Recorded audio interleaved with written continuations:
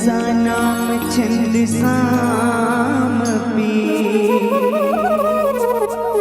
मंगला नाम जगतारो,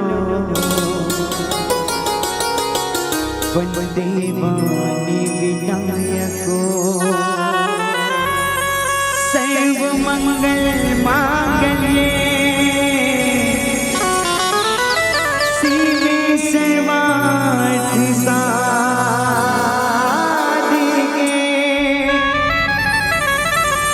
शरण में त्र्यंबके गौरी, नारायणी नमोस्तुते।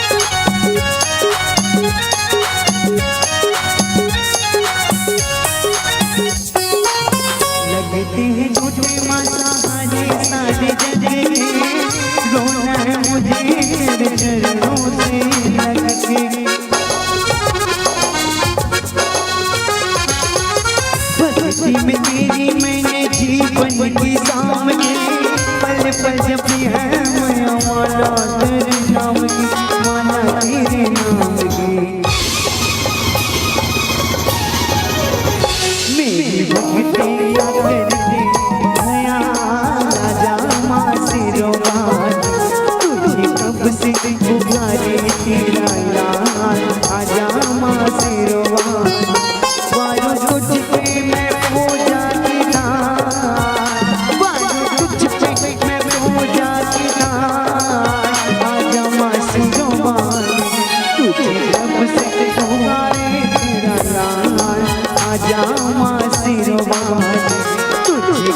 पुकारी रला आजा मासीरो मासीरो आजा मेरो मासीरो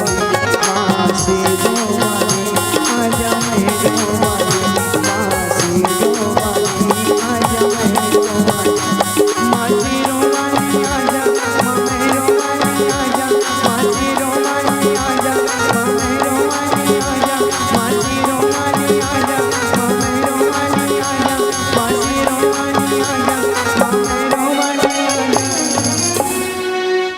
प्रेम से बोल सियावर रामचंद्र की जय।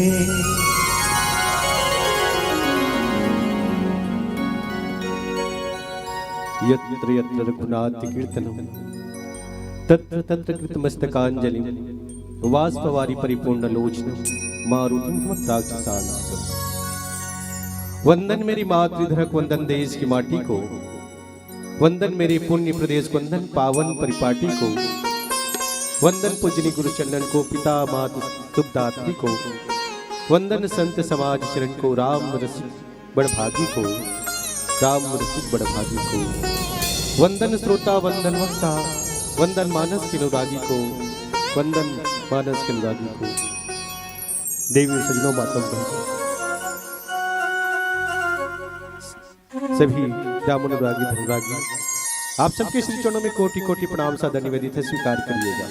आप सबके स्नेह मिले आशीर्वाद मिले निभाव के साथ सबको चरण बंदन अभिनंदन अभिवादन रघुवर मानस परिवार ग्राम चर्रा पोस्ट क्रूज जिला धमतरी की ओर से सभी उन संत जनों को जिनके कान श्रवण पान करने के लिए तैयार होते राम कथा को, उन सबके आंख जो तरसती भगवान की कथा को सुनने के लिए और देखने के लिए, भगवान की मूर्ति देखने के लिए, उन सभी जनों को जिनके हाथ दान करने के लिए चलता हो उठता हो ऐसे दानवीर भामाशाहों को, और जिनके पैर तीर्थ यात्रा करने के लिए उठते हो ना चलते हो ऐसे सभी धर्मार्थियों को कोटि कोटि प्रणाम सादर निवेदित है, स्वीकार करिएगा।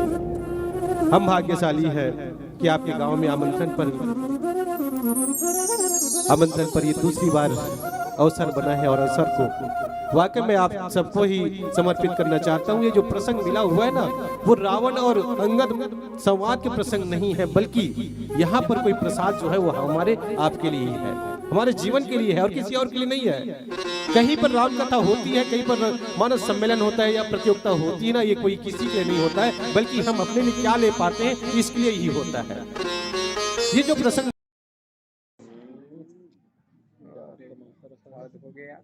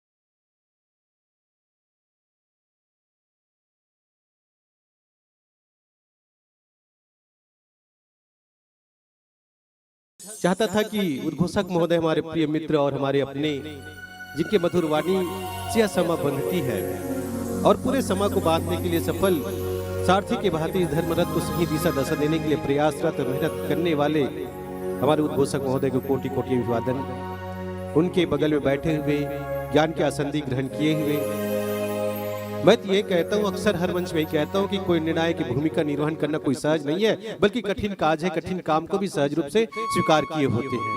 कथा आप सुने ना सुने, हम सुने ना सुने, लेकिन उनको सुनना ही होता है, क्योंकि उनको मूल्यांकन करने के लिए भूमिका मिली हुई है। ज्ञान, एकाग्रता और बुद्धि के परिचायक आदरणीय गुरुजन जो निर्णायक की भूमिका में है, उन सबको कोटि कोटि अभिवादन। विशेष अभिवादन इसलिए क्योंकि अपने उम्र के अंतिम पड़ाव में भी मानस की यात्रा में निकले होते हैं। मानस की यात्रा में भूमिका भले निर्णायक की हो, लेकिन कथा तो सुनते हैं।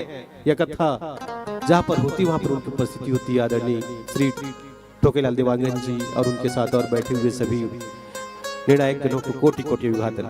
आइए सीधे लिए चले। लंका कांड। लंका कहने से ऐसा लगता है कि मन में लंका मतलब रावण, यही आता है ना।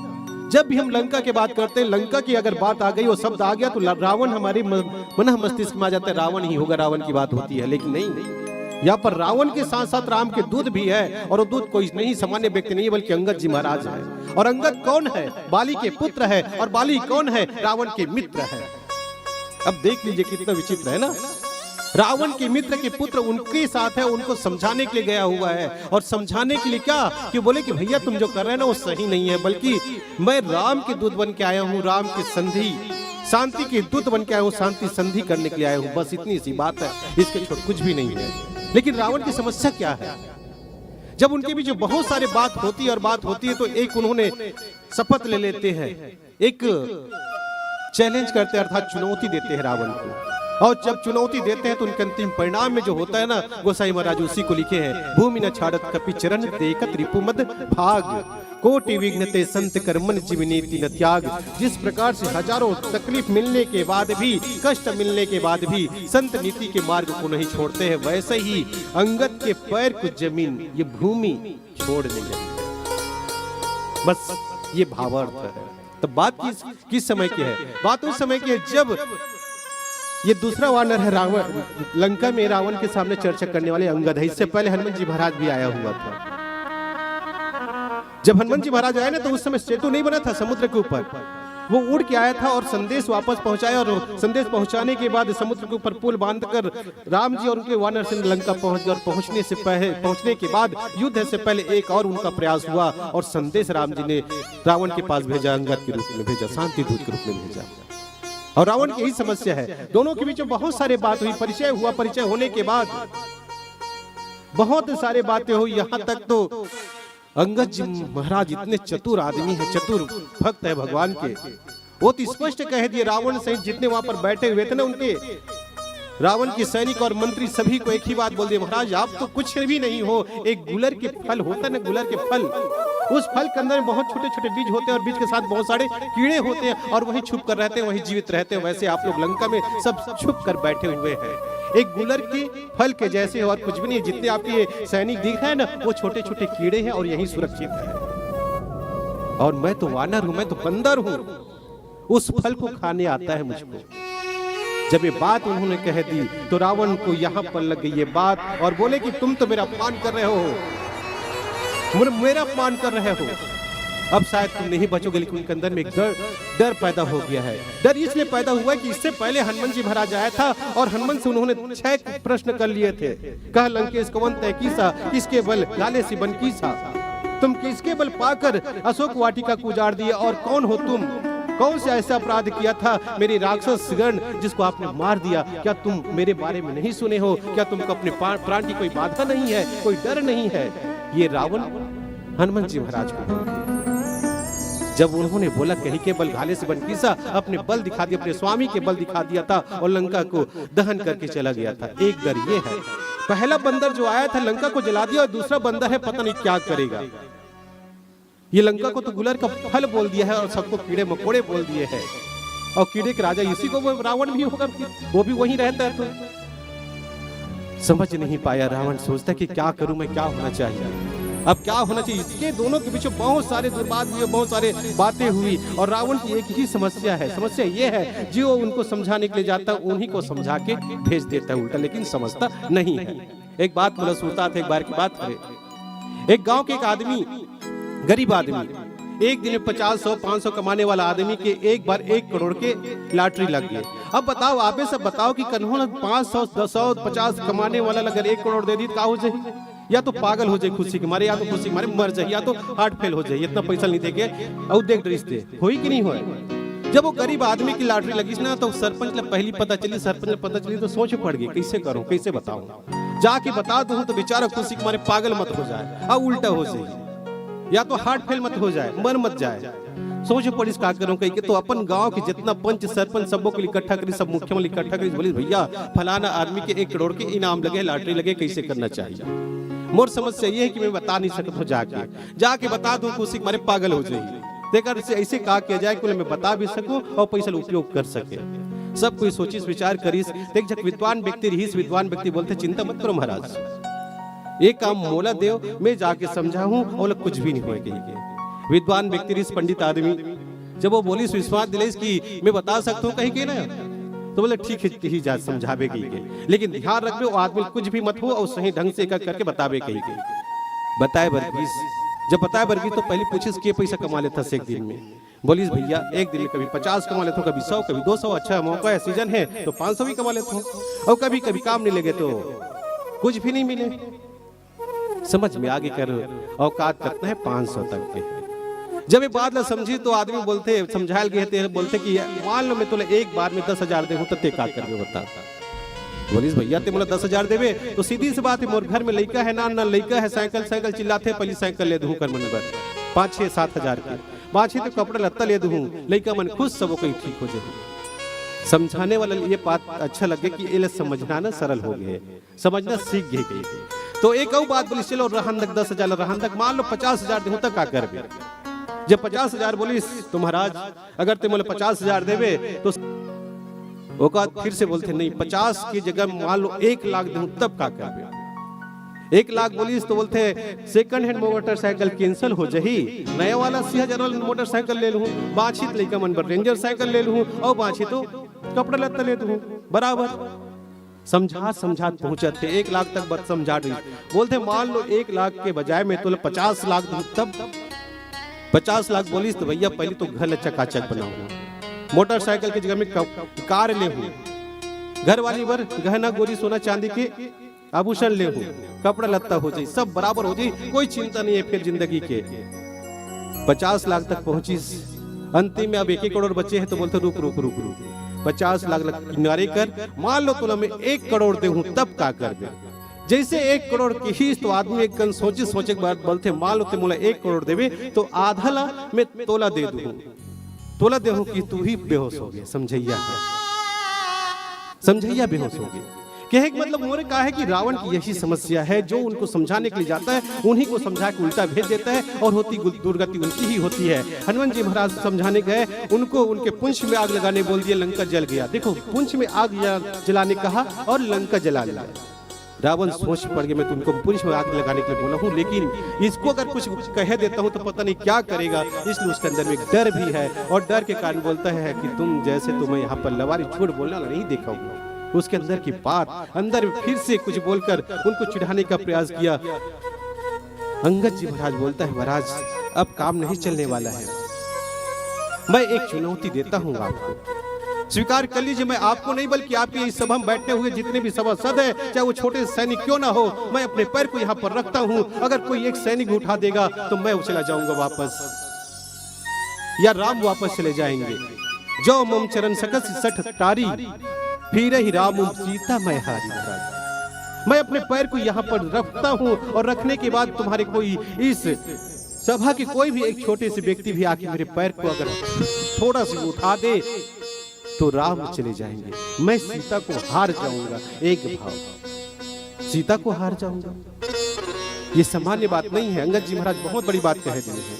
सीता को कौन होता है अंगद जी महाराज, हारने वाले रावण के सामने हारने वाले कौन होता है, लेकिन सच्चा भक्त की यही पहचान है, अपने भगवान के ऊपर उनको बराबर विश्वास होता है। हम होते हैं जो थोड़ा से कष्ट आने के बाद हम रोना शुरू कर देते हैं। जीवन में कष्ट आता है तो रोते हैं ना हम लोग, हे भगवान ते कैसे हवस कैसे को ध्यान नहीं दे तो राहत ले मोर जीवन में इतना कष्ट है कि हम रोते हैं। लेकिन अंगद जी महाराज को विश्वास है चाहे कुछ भी हो जाए मेरे वचन को रखने वाला कोई है तो ऊपर वाला ही है। और इसीलिए बोले कि मैं सीता को हार जाऊंगा, राम चले जाएंगे वापस।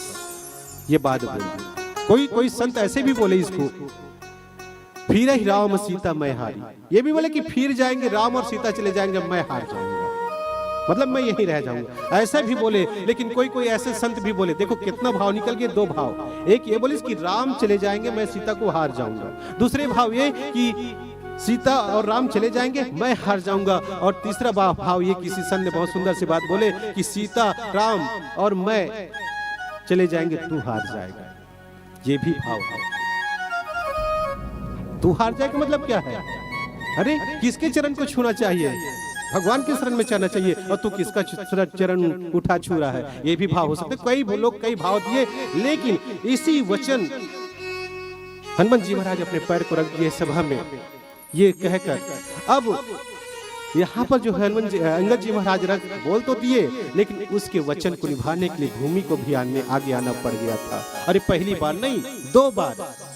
कब जब जनक के दरबार में जनक जी ने सीता स्वयंवर रखे थे, उस समय भी एक शर्त रख दिया था कि इस स्वयंवर में धनुष शिव धनुष जिसका नाम है पिनाक है, और जो भी योद्धा इसको उठा देगा और तोड़ देगा वही उसी के साथ जानकी जी की विवाह होगा।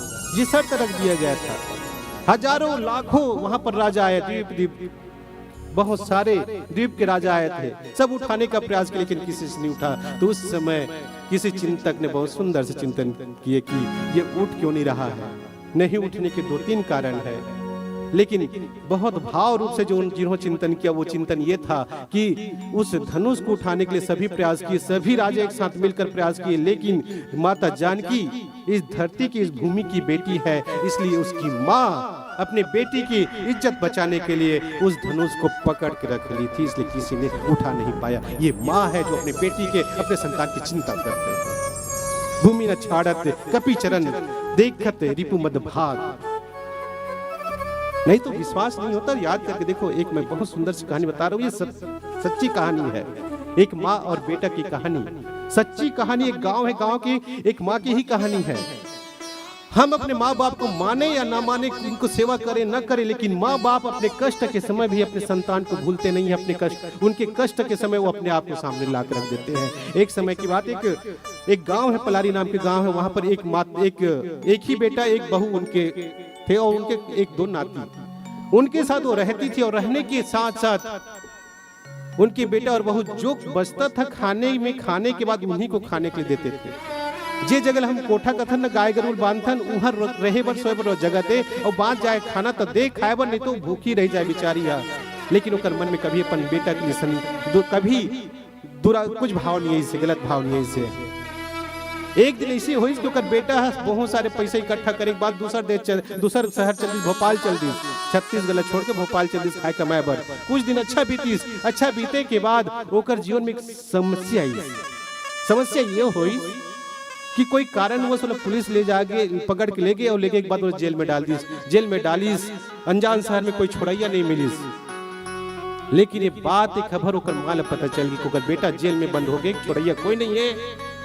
कुछ जमीन से बेची, पैसे इकट्ठा करी, अपन बेटा बचाया, भोपाल चल दी, वो बचा के वापस ली। ये माँ है। माँ को कितने तकलीफ दिए थे उनके बहू और बेटा, लेकिन आज उनके माँ के मन में कोई भाव आया क्या? कुछ भी वहां नहीं आया। जब पता चला कि उनके बेटा संकट में है, तुरंत दौड़ के चली गई और बचा के लिए आई।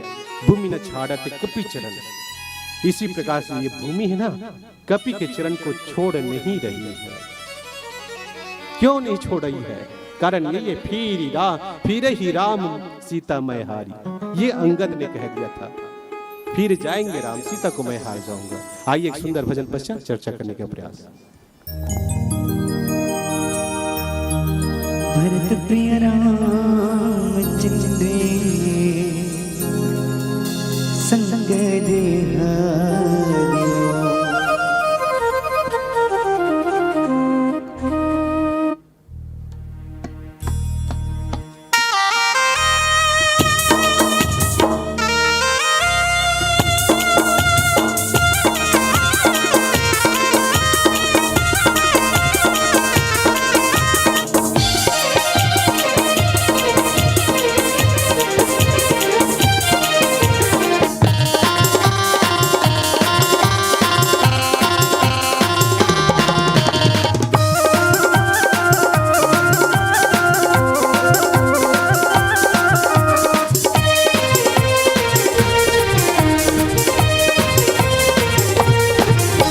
संगी बन जन राम दीवाना थे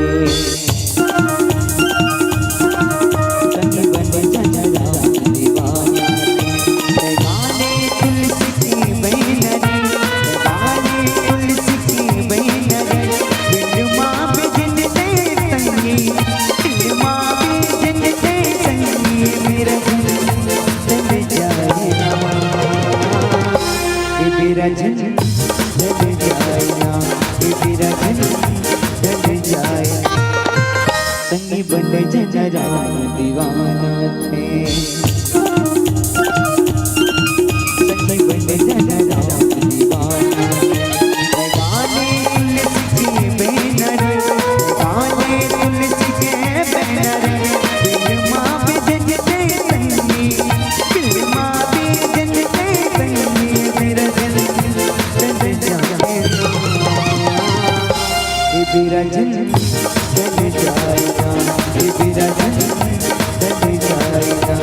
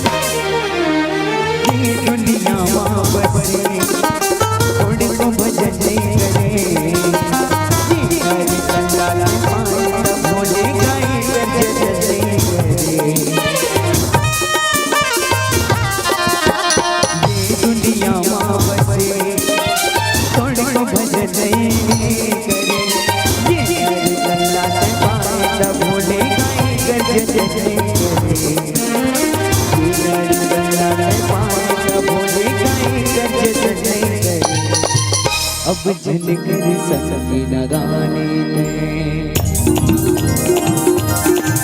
अब झलकर सकी न गाने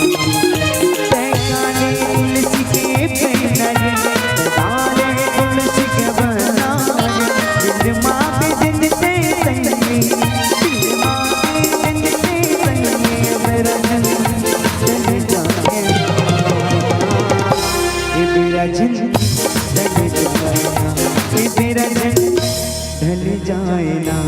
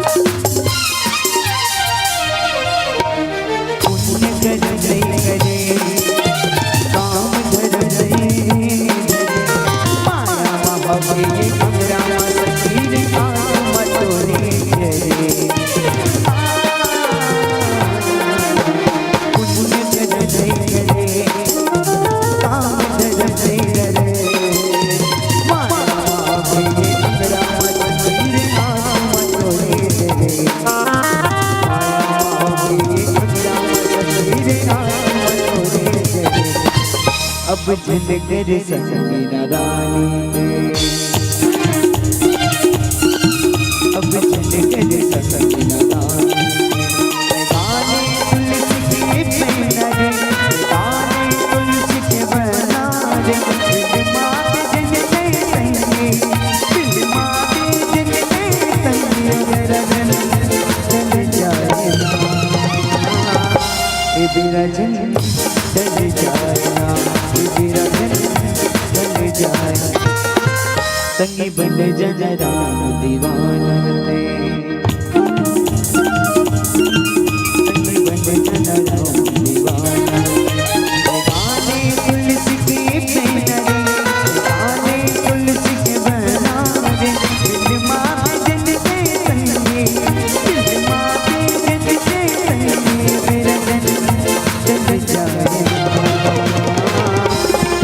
जन जन चल जाएगा मेरा जन चल जाएगा मेरा जन चल जाएगा मेरा जन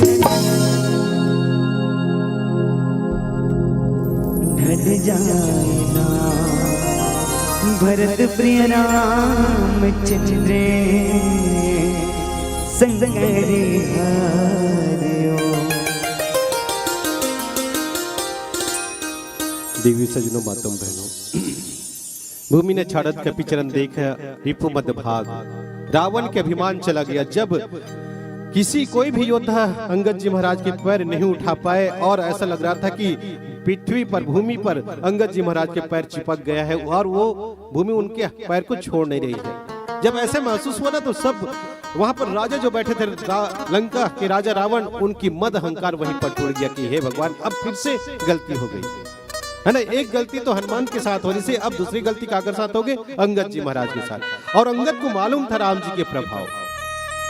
ऐसे अंगद जी महाराज ऐसे के हैं, मैं पहले बोला कि अंगद जी महाराज को विश्वास है अपने स्वामी के ऊपर, हमको भी अपने स्वामी के ऊपर विश्वास रखना चाहिए। और सबसे बड़ी कमी, सबसे बड़ी समस्या हमारी यही है कि हमको विश्वास नहीं होता है, विश्वास नहीं कर पाते। लेकिन अंगद जी महाराज को विश्वास था और दूसरा उनको मालूम था कि राम जी के प्रभाव। बाबा जी कहते हैं, समझी राम प्रताप कपि कोपा।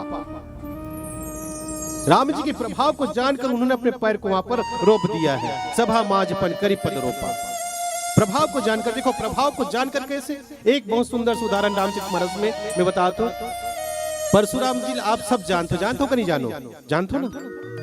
परशुराम कब ऐसे, जब राम जी है जनकपुर में जब धनुष तोड़ीस ना, और धनुष तोड़े के बाद जब जानकी जी वरमाला डाली से अब सब चीज बराबर हो गए तो परशुराम वहां कर पहुंच गए धनुष टूटे के बाद। अब यही सोच के कि कौन मोर धनुष ले, शिव धनुष कौन तोड़ीस कही के, वो से बहुत सारी बात होकर दोनों के बीच में से परशुराम और पुरुषोत्तम राम के बीच में बहुत सारे बात हुई। लेकिन राम जी अपने विनम्रता को उस समय नहीं खोए थे, विनम्र ही बने रहे। जितने दुर्वचन परशुराम ने कहे उतने ही विनम्रता उनके पास, राम जी के पास विनम्रता रही, विनम्र भाव से बोलते रहे। जब उन्हें उनकी विनम्रता को देखने के बाद अंतिम में परशुराम को लगा कि मैं जिससे बात कर रहा हूं वाकई में ये कोई सामान्य पुरुष नहीं है, क्योंकि परशुराम को और रावण को और जनक को भगवान शंकर पहले ही बता दिए कि धनुष को कोई तोड़ेगा वही मेरा आराध्य होगा, वही मेरा आराध्य होगा। और उसी आराध्य के खोज में तो परशुराम निकले थे। जब उनको बहुत सारे बात कहने के बावजूद भी उन्होंने राम जी अपने भाव को नहीं छोड़ पाए, तब उनके प्रभाव, राम जी के प्रभाव उनके ऊपर पड़ा तो कहा, राम रमापति कर धन लेव। बोले कि राम, लक्ष्मी के पति राम, इस धनुष को लीजिए और इसको एक बार भांज दीजिए, तोड़ दीजिए, मेरा संदेह वो टूट जाएगा। ऐसे ही बोले, धनुष को देने ही वाला था, धनुष देने से पहले राम के पास चला गया, जाना प्रभाव, जाना राम प्रभाव तब पुलकित गात। देखो परशुराम राम जी को प्रभाव को जानकर गाने लग गए, जो गाली दे रहे थे वो गाने लग गए थे। जिस धनुष को वो देना चाहते थे वो धनुष देने से पहले राम के पास चला गया था। ये प्रभाव को देखकर उनको लगा कि यही मेरे प्रभु है, यही भगवान है। प्रभाव तो परशुराम को भी पता चला, प्रभाव जिनको जिनको पता चला ना उन्होंने चरण मांगे थे। बाली को देखो ना, बाली भी तो ऐसे ही था ना, रावण जैसे, उसको भी कोई नहीं समझा सकता। जब सुग्रीव के साथ राम जी की मित्रता हुई और सुग्रीव ने वह शर्त रखे कि भैया प्रभु मेरे भैया मेरे दुश्मन है, उनको आपको वध करना पड़ेगा, तो भी सुग्रीव को विश्वास नहीं हो, उनको विश्वास दिलाने के लिए बहुत सारे किए, बहुत सारे उन्होंने प्रमाण दिए, विश्वास हुआ। और युद्ध के मैदान में जब बाली सामने आए तो राम जी छुप कर बाण चला दिए। बाण चलाए तो बाली ने कहा, महाराज धर्म हेतु अवतरे हो गोसाई, मारे मोहि व्याध किनाई। मैं तो यही सुना था कि आपका जन्म धर्म के लिए हुआ, लेकिन आप तो एक शिकारी के जैसे बाघ का शिकार करते हैं शिकारी छुप कर, वैसे आपने मेरे ऊपर बाण चलाए महाराज। अवगुण कवन नाथ मोहि मारा। इन्होंने जब कहा ना अवगुण कवन नाथ मोहि मारा, राम जी बोले तुम अपने अवगुण भी पूछते हो और मुझको नाथ भी बोलते हो, तो चलो अवगुण भी सुनो और नाथ का प्रभाव भी देखो। अपना प्रभाव दिखा दिए, उनके शरीर पर उनके सर पर अपने हाथ रख दिए, उनके दर्द दूर हो गया। बाली एक समय तक जीने के लिए भगवान से बात कर रहे थे, जीना चाहता था, एक ही पल बोले कि महाराज नहीं, अब ये बाली जीना नहीं चाहता। इस बाली को जाना राम प्रभाव, तब बाली बोला कि महाराज अब बाली जीना नहीं चाहता, अब इसको मृत्यु चाहिए। राम ने कहा ना अचल करऊ तन राखाओ प्राणा। राम ने बाली को कहा कि आज चलो ठीक है, तुम्हारे शरीर से मैं बाण निकाल देता हूँ और तुमको मैं जीवन दान दे देता हूँ। शरीर के सारे दर्द चला गया, पता चले कि ये राम है। और उसके प्रभाव से दर्द दूर हो गया। बोले कि मुझको अब जीवन नहीं चाहिए, मुझको मृत्यु चाहिए। देखो, जीने वाला, जीवन मांगने वाला, सबका जीवन हरने वाला बाली, जिसको कोई नहीं हरा सकता, आज वो मृत्यु मांगता है। बोलते महाराज मुझको मृत्यु चाहिए, बस एक ही कृपा करना आपके प्रभाव से। बोले क्या? जय जोनि जन्म राम पद, जय जोनि जन्म कर्म वस्तः राम पद अनुराग हो। बोले कि महाराज मैं अपने कर्म के वश होकर कोई भी योनि मेरा जन्म हो जाए, मैं कीड़े मकोड़े कुछ भी बनूं, हाथी बनूं, चींटी बनूं, कुछ भी बनूं, मेरा कर्म का फल होगा। लेकिन आपके प्रभाव ये हो, आपके आशीर्वाद ये हो कि मैं उस जन्म में भी आपके चरणों के दास बन जाऊं। जाना राम प्रभाव, ये बाली ने कहा। और आज अंगद भी उसी प्रभाव को जाना। समझी राम प्रताप कपि कोपा, और उसी प्रभाव को अंगद को भी पता है कि राम जी कोई कुछ वो सामान्य नहीं है, प्रभु सबको चलाने वाला है, सबको देने वाला है। उनके प्रभाव को जाना और पैर रख दिए, और उसके मर्यादा को, उनकी इज्जत को भूमि भी रख दी। बोले कि यहाँ पर अनर्थ हो जाएगा, अगर कोई भी हो, अगर अंगद के पैर को उठा दिया तो बहुत बड़ा अनर्थ हो जाएगा। राम तो चले जाएंगे लेकिन सीता को हार के जाएंगे। इसलिए भूमि भी माता जानकी की इज्जत बचाने के लिए भूमि उस पैर को ऐसे पकड़ी कि भूमि ने झाड़त कपि चरण देखा रिपुबन भाग। रावण की मद अब टूट गया, अहंकार टूटा, और उसी प्रकार से टूटा जिस प्रकार से मैंने पहले ही कहा था, कोई संत है, साधु है, जो त्यागी है, तपस्वी है, हजारों संकट आने के बावजूद भी उसके मन नीति से, न्याय से दूर नहीं होता है, अटल रहता है। वैसे कपि के चरण, अंगद के चरण अटल है। और इसको देखने के बाद दूसरे प्रयास करता है रावण। क्या प्रयास करते फिर चर्चा करो एक भजन पश्चात। रावण के प्रयास का है और संदेश का है, चर्चा करो एक भजन।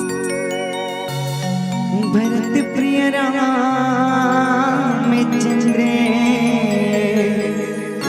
संग करी हरियो,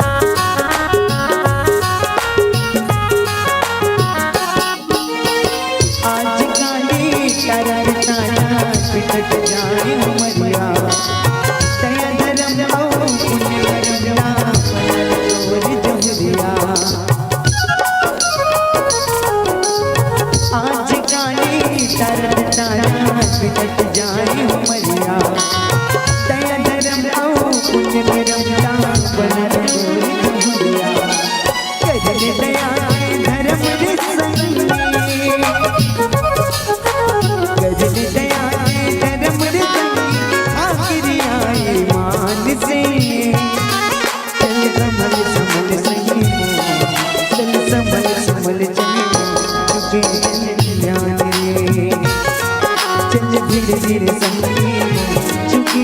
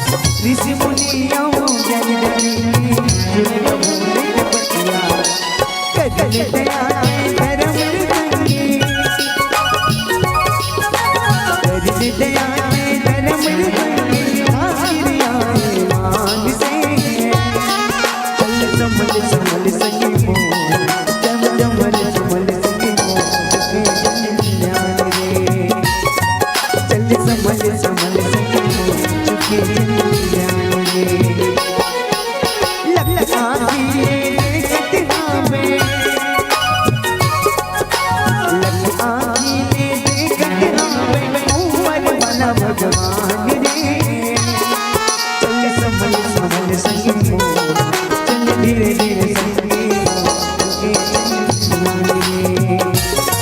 चल संभल संभल संगी हो चल धीरे धीरे संगी हो चुके जाने प्रेम से बोले राजा रामचंद्र की जय। देवी सजनों मातम बहनों, जब हनुमान आरिस नहीं तो रावण पूछ रही कही के बल घाले से बन कीसा हंगा दईस तो बल नहीं पूछिस। मालूम है मैं बल पूछो लंकल जलई से एला बल नहीं पूछो कहीं से। एक नाम से रावण चतुराई दिखाई से वाक युद्ध हुई दोनों के बीच में। एक शत्रु को मारना है ना तो मारने की हथियार की जरूरत नहीं है, सिर्फ हथियार से नहीं मारा जा सकता, उनके मन को भी तोड़ के मारा जा सकता है, उनकी भावनाओं को भी ठेस पहुंचाकर मारा जा सकता है। राम जी युद्ध लड़ने से पहले रावण को इसी प्रकार से पराजित कर रहे हैं। सबसे पहले हनुमान को भेजा, हनुमान आया, बल दिखा दिया, एक बार उनके अंदर में डर भर गया।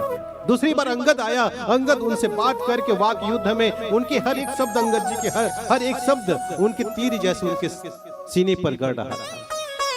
हर एक प्रश्न के वो जवाब दे रहे थे, हर बातों को जवाब दे रहे थे। ऐसे लग रहा था कि दिल ठोका जा रहा है उनके सीने में, ये लग रहा था अंगद की बात को सुनकर। रावण इस प्रकार से फिर टूट रहा था, इसलिए उन्होंने बल नहीं पूछा, लेकिन उनके प्रभाव को देख लिया। ये अंगद जी महाराज का विश्वास ही है और प्रभाव राम जी के प्रभाव है। और जब तक विश्वास नहीं होगा ना तब तक हमको भगवान मिल ही नहीं सकता, ज्ञान हो ही नहीं सकता। ज्ञान के लिए विश्वास चाहिए और या तो विश्वास के लिए ज्ञान चाहिए, दोनों एक दूसरे के विपरीत ही है। शंकर के ममदास यही बात बोली कि दोनों के भजन करे पड़ी कही। नहीं तो याद करके देखो, एक बहुत सुंदर सी कहानी बता तो। एक महतारी अपन लड़का स्कूल भेजी, 3 साल के लड़का। 3 साल के लड़का कौन से कक्षा में जाते हैं? नर्सरी में जाते, KG1 KG2 में ही जाते हैं। जब नानचक लड़का 3 साल के लड़का ले भेजिस ना तो बहुत सुंदर सुलभ ड्रेस पहने, यूनिफॉर्म पहनाए के बाद एक ठोक बैग दीस, बैग में कॉपी रखीस और एक ठोक पेन दीस। बोलिस बेटा ये स्कूल में जो भी पढ़ाई तेल अच्छा पढ़वे, ध्यान से पढ़वे कही के। भूख लगी ही तो एक ठोक केला डाल दीस बैग में, केला खा ले भी कही के। और प्यास लगी तो एक ठोक बॉटल डाल दीस पानी भर के। बोलिस बेटा प्यास लगी पी लेबे, खाए भूख लगी खा लेबे और स्कूल में जो भी पढ़ाई पढ़ लेबे कही। लड़का बहुत सुंदर से लड़का, छोटे लड़का बहुत अच्छा से बात मानते हो। स्कूल चल रहे थे, स्कूल गीस पढ़ाए बर होती मैडम इस पढ़ाए बर। वो ये सोच के ऐसे कि आज मैं लड़का मतलब खिला के पढ़ाऊं, खेल में पढ़ाऊं और अच्छा से गिनती पढ़ाऊं और बहुत सारे ज्ञान देहूं गई। 1 दर्जन केला लेके, इसे 1 दर्जन में के ठोक केला होते? 12 ठक होते। 1 दर्जन केला लईस और केला लईस। सबसे पहले लड़का मतलब दिखाई बेटा ये क्या है देखो, सब कुछ सब लड़कन बोलिस केला हर के। एक बार तो सीखी के केला हर के। दूसरी बात बोलिस इंग्लिश में क्या बोलते हैं? बनाना। तो लड़कन ये भी सीख गए केला ही बनाना कथे गई के। 2 ज्ञान वाला हो गए। अब मैडम ने लगी इसके गिनती बता देता हूँ कि 1 2 3 की 12 गिनीस और लड़कन तक को गिनीस तो लड़कन मतलब गिनती तक को आगे आसानी से। गिनती आगे तो क्या बोलिस एक काम करते हैं मतलब लड़कन मतलब घटाना जोड़ना भी सिखा देता हूँ। कहीं के 2 ठोक केला तोड़ीस और 2 झक लड़का बांट दीस। और सब कोई पूछी चलो बताओ मैं कितने केले लाई थी कि मैडम पूछिस के ठक ला रहे हो केला कही के। सब कोई बोलिस 12 मैडम 1 दर्जन ला रहे हैं। अब कितना बच गए? 2 ठक बांटे हो तो के ठक बचीस? के ठक बची ही 10 बची ही ना। सब लड़का पूछी तो सब लड़का बोलिस 10 मैडम के। सब के जवाब 10 है, लेकिन एक झक लड़का पूछीस ते बता ते तोरी हिसाब से कितना बची? तो लड़का बोलिस नहीं मैडम 11 बची गई के। 11 बची गई तो एक आउ तोरी सा उहिल खवा दी, चलते खा कही के। पहली के ठक से 12, अब बढ़ के ठक 3 ठोक। पहली 2 बाटी से 1 ठोक बाटी तो कितना बचना चाहिए? सब लोग पूछी तो सबके सब बोलिस 9, लेकिन वो लड़का पूछीस ये 10 बोले रही 11 बोले तो पूछते और हिसाब से कितना बचेगी? तो बोलते लड़का 10 बची मैडम। फिर गलत जवाब। 2 बाटी से पूछी तक कितना बचेगी? 11 और 3 बाटी के बाद पूछी तक 10। मैडम ने लगी इसके लड़के समझ नहीं आते कहीं के। फिर एक काम करी से 1 ठक फिर थोड़ी सी जगह फिर बांट दी।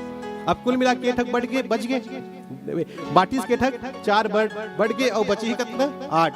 सब लड़का पूछी तो लड़कन बोलते मैडम 8 बचे की, लेकिन वो लड़का पूछी तो बोलते नहीं मैडम 9 बचे की। मैडम ने समझ नहीं आती कैसे समझाओ। बार बार समझाए के प्रयास करो तो बहुत समझाए प्रयास करी, संधि होकर दिमाग खराब हो गया, झाफड़ लगा दी लड़का। तुला समझ नहीं आते, बार बार समझा दो, तब बोले कि एक झापड़ मारी तो लेकर बोलते मैडम नहीं 9 ही केला है। कैसे 9 केला है बेटा? आप 12 लाए थे, 12 में से 4 बांट दिए, 8 बचा है, और 1 केला मेरे बेग में भी मेरी माँ ने दिया। कितना हो गया? 9 हुआ कि नहीं हुआ? उनको बराबर विश्वास था, यहाँ पर 9 केला ही है। विश्वास था कि नहीं था? उनका विश्वास बराबर था, और विश्वास बराबर नहीं बल्कि उनका ज्ञान भी बराबर था। यही अंगद जी महाराज का विश्वास है, इसलिए बोले कि मेरे पैर को कोई भी उठा देगा तो मैं ये काम करूंगा। ये विश्वास अंगद जी महाराज का। अब इस विश्वास को देखने के बाद सारे लोग मेघनाथ से लेकर जितने योद्धा है सब के सब उठाने का प्रयास किए, कोई उठा नहीं पाया। अंतिम में रावण उठा अंगद के पैर को उठाने के लिए। कपि बल देखि सकल ही हारे, कपि के बल को देखकर सब हार गए, और हारने के बाद उठा आप कपि के परचारे। स्वयं रावण उड़ गया उनके पैर को उठाने के लिए। जैसे उठा और पैर को छूने के लिए गया तो बाली अपने दूसरे रूप दिखाया यहाँ पर। बाली ये नहीं चाहता था, बाली जो चाहता था ना, अब यहीं पर दर्शन करवाता है। बोलता है गहत चरण कपि बाली कुमार पद कहे न तोर उपारा। बाली यहाँ पर बोल दिया, देखो मैं पहली बोले ना, युद्ध के मैदान में सिर्फ दुश्मन मारे में तलवार की जरूरत नहीं, हथियार की जरूरत नहीं है, शब्द भी जरूरी है। यहाँ पर अब जो शब्द उन्होंने बोला वो रावण को वाकई में घायल कर दिया। बोले कि रावण तुम्हारे प्रभाव सब तुम्हारे सभा में सब जानते हैं, सब देवी देवताओं को तुम बंदी बनाकर रखे हो, सब तुमसे डरते हैं, थर थर कांपते हैं, और तू एक बंदर का पैर उठाने के लिए आया है। गहत चरण कहे बाली कुमार, तुम मेरे पैर छूने के लिए आए हो, और मेरे पैर छूने से क्या होगा? तुम्हारा कुछ भी नहीं होने वाला है। मम पद गहे न तोर उबारा, तुम्हारा कोई पार नहीं होने वाला है। मेरे पैर छूने से कुछ नहीं हो सकता है, तो किसके पैर छूना चाहिए? अगर तुमको पैर छूना है, पैर में जाना है, शरण में जाना है, तो मेरे प्रभु के शरण में जाओ, और कहीं जाने की जरूरत नहीं। मेरे प्रभु मेरे राम के शरण में तुमको जाने की जरूरत है, वहां पर तुम जाओ। मेरे पैर छूने से क्या फायदा है? मेरे प्रभु है ना, दुश्मन को भी अपने शरण देते हैं, अपने चरण में स्थान देते हैं। नहीं तो याद करके देखो, ताड़का एक राक्षसी, एक ही बाण प्राण हल्लिन्हा, दीन जानी निज पद दिन। महाराज आपको पता नहीं है, मेरे प्रभु एक बाण से ताड़का का वध किया, और उनको लगा कि स्त्री जात है, मैंने उसको मार दिया है, दीन जाना, और अपने चरणों में स्थान दे दिया।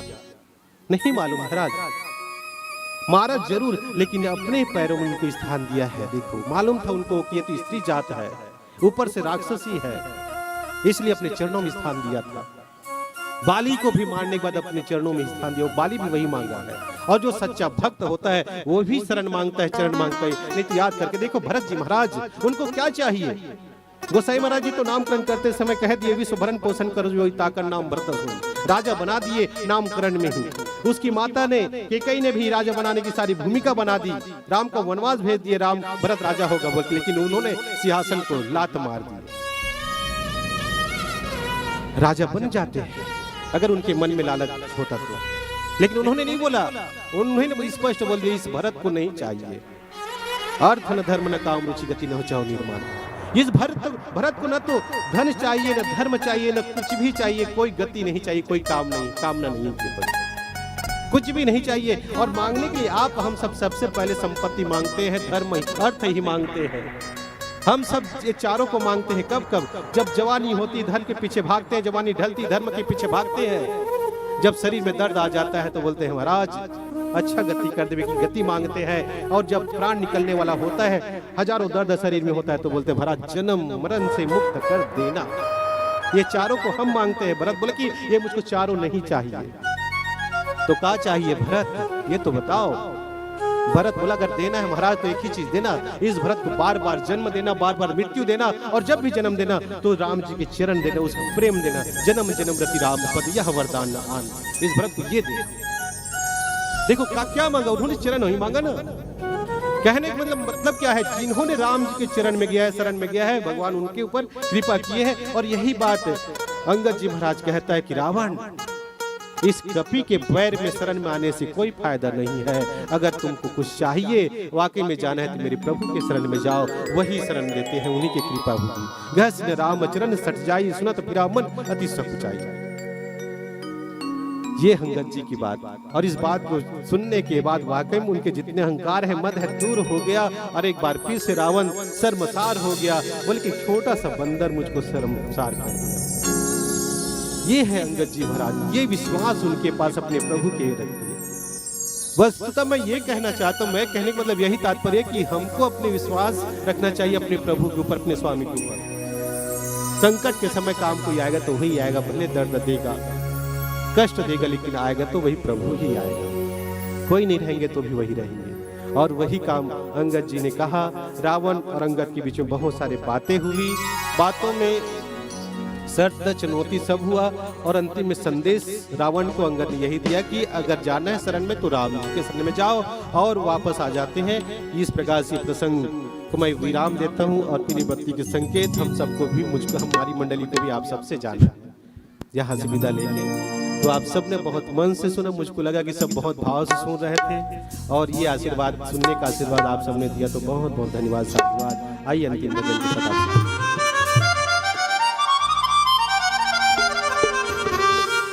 से बोलिए राजा रामचंद्र की जय।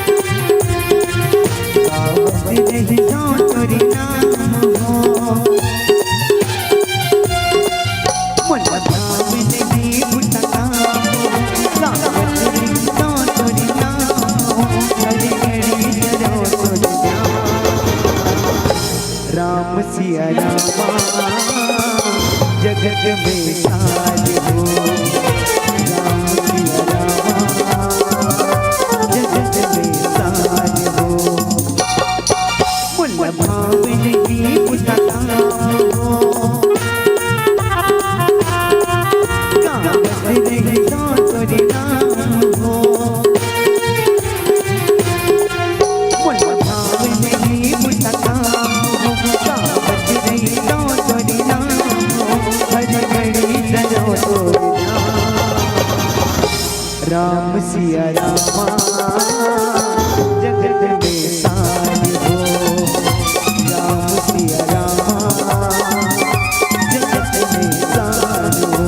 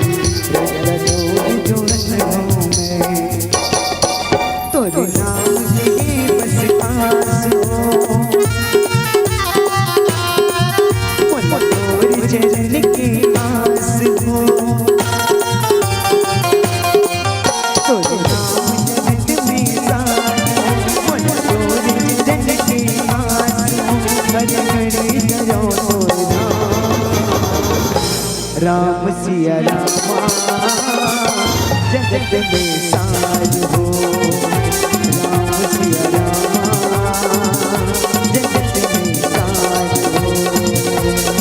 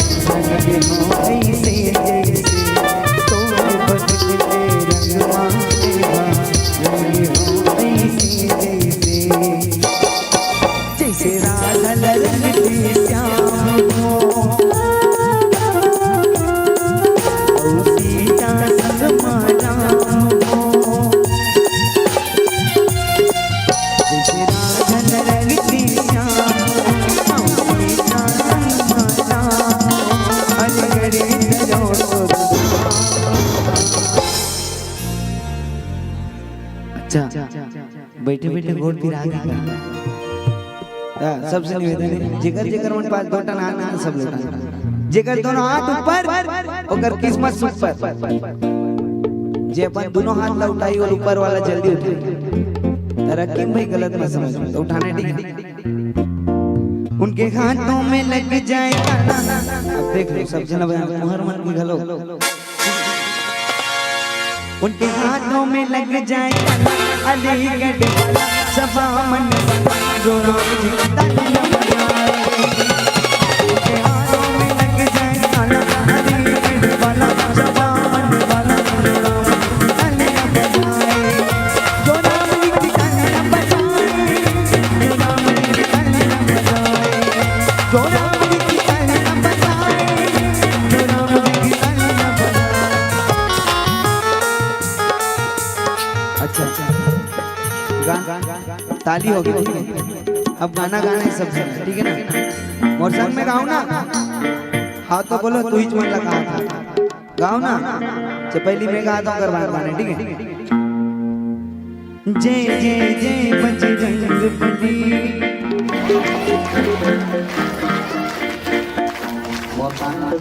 तुम्हारा तो इतना जनो जम से थोड़ा पावर लगा और तुम्हारे मां के दूध भात नहीं है तो मन लगाना कैसे ठीक है ना रेडी जय जय जय बजरंग बली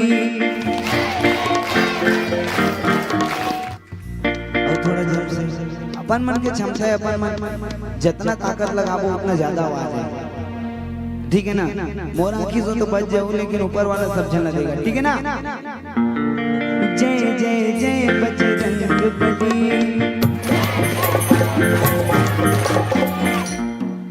ले देखे बीच में एक जन डोगरी दाई बैठे थे काका पता है भैया गए गए गए मोर रखिया बरी असली निकाल जय जय बजरंग बली ठीक है चल एक बार फिर जय जय जय बजरंग बली जय जय जय जय जय बजरंग बली जय जय जय बजरंग बली जय जय जय बजरंग बली जय जय जय बजरंग बली जय जय जय बजरंग बली जो भी दिल से पुकारे तुझको जो भी दिल से पुकारे तुझको उसकी विपदा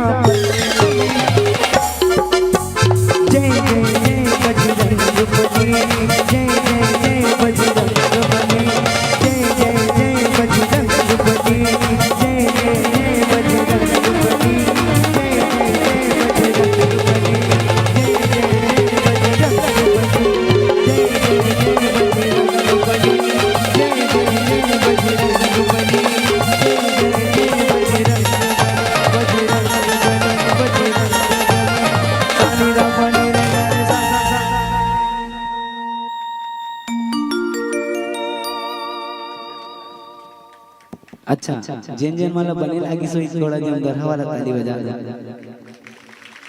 प्रेम से बोले श्यावर रामचंद्र की जय।